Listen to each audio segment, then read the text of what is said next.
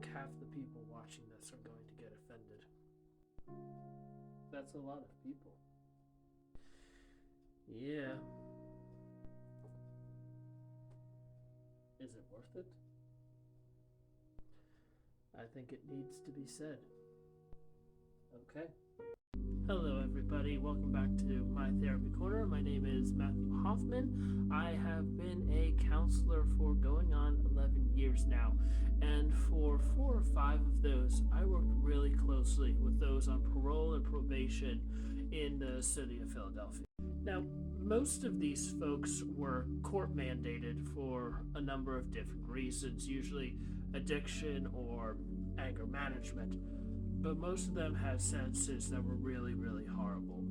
Anything ranging from theft to assault to murder to sex offenses. I found that many of these people did not want to come to therapy because they didn't think there was any reason.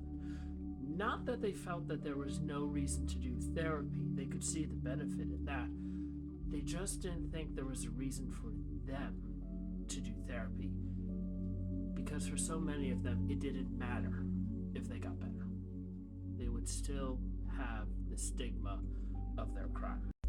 I say this because I've been seeing a lot of posts lately talking about how people who commit certain actions should be locked away forever or worse, that they shouldn't be given the opportunity to get better.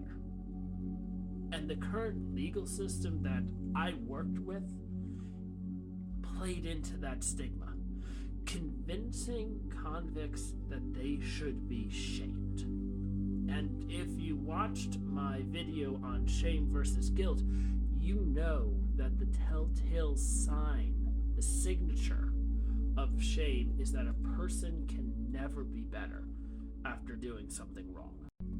So after watching all this, I'm coming to the belief that a lot of people hold a misconception that if a person who has done wrong gets better, that somehow that makes up for the evil actions that they've committed, which is not true at all. Bad things are bad, but human beings are more than our actions. It doesn't matter how evil an action is. A person who committed that action can always become better and should always be given opportunities to do so. A lot of the folks on probation and parole that I worked with grew up thinking that being imprisoned was just an inevitability. Imagine being 6 or 7 years old and having the idea that eventually you were going to go to jail. It's a self-fulfilling prophecy that led to a belief for many of these folks that it doesn't matter how you act, you will be locked up. And I found many times that I was the first person or one of the first people who actually believed that they could offer something more. The legal system that I saw killed hope and instilled shame, and it is why so many of them reoffended, because they believed the system and how society treated them rather than what I or other mental health professionals were trying to tell them.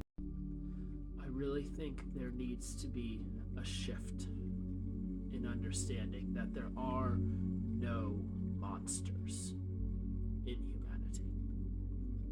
All of us are capable of the greatest evil that humanity can achieve, as well as capable of the greatest good.